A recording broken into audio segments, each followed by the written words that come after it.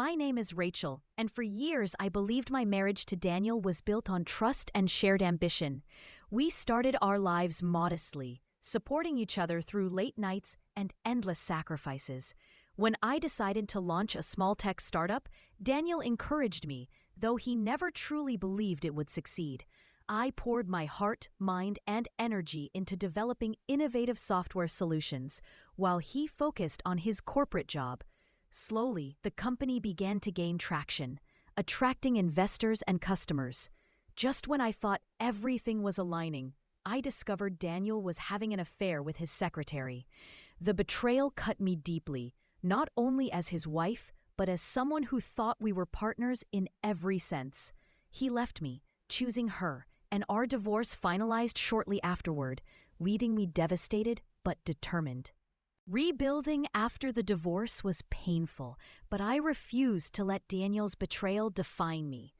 My company became my therapy, a place where I could channel the hurt into something powerful. I worked tirelessly, expanding operations, hiring a talented team, and securing major contracts. Within a few years, the startup that Daniel had once dismissed turned into a multi-million-dollar tech company, valued far beyond what either of us had ever imagined. The irony was never lost on me. Daniel had left, thinking he traded up for excitement, but I was the one who rose higher than ever before. With success came freedom, independence, and a sense of self-worth that had nothing to do with him.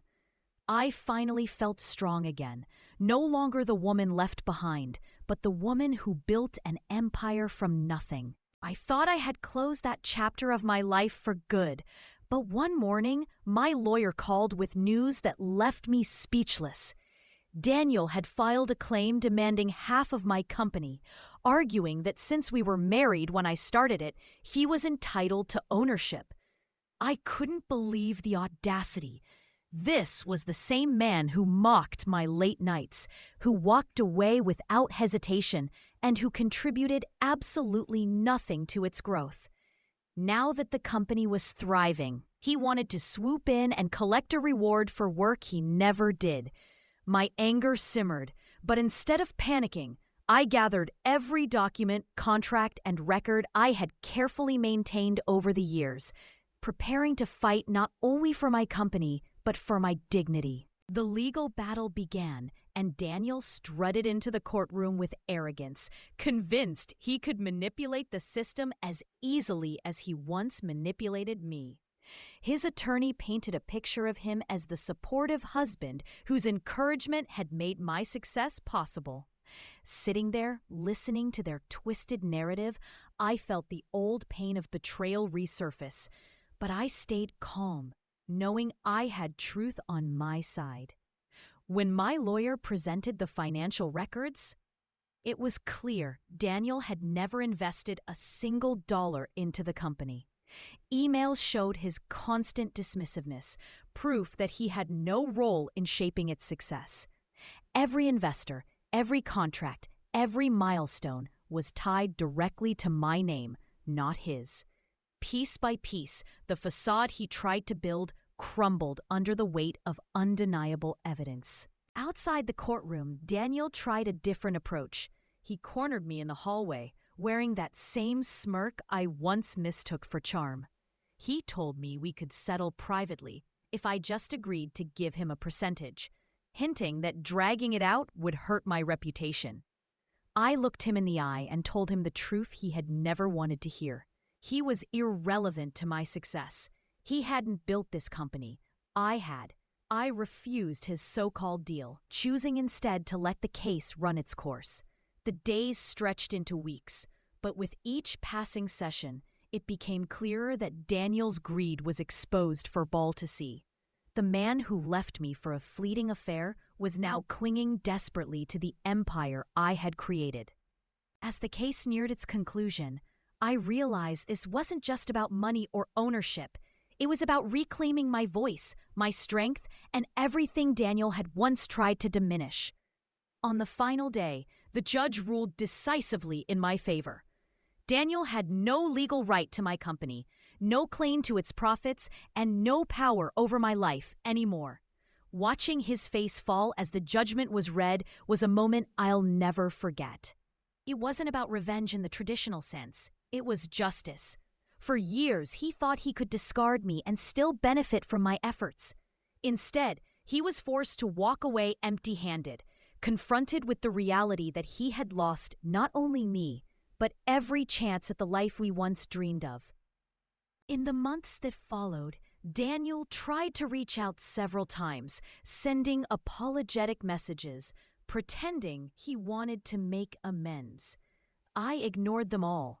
His attempts were nothing more than desperate grabs for relevance, reminders that he could no longer control me. I focused on expanding my company further, opening new offices and developing products that reached international markets. My story began to inspire other women in tech, many of whom reached out to share how they found strength in my journey. What once felt like betrayal had transformed into empowerment. I wasn't just building software, I was building a legacy. And the best part was knowing that Daniel could only watch from the sidelines, powerless to interfere in a life that no longer included him. Looking back, I realized Daniel's betrayal was painful but necessary. If he hadn't left, I might never have discovered the strength and independence I carry now. The heartbreak pushed me toward growth, and the legal fight reaffirmed that no one can take what they haven't earned. My company stands as proof of resilience, built not from shared dreams, but from my determination to rise above rejection.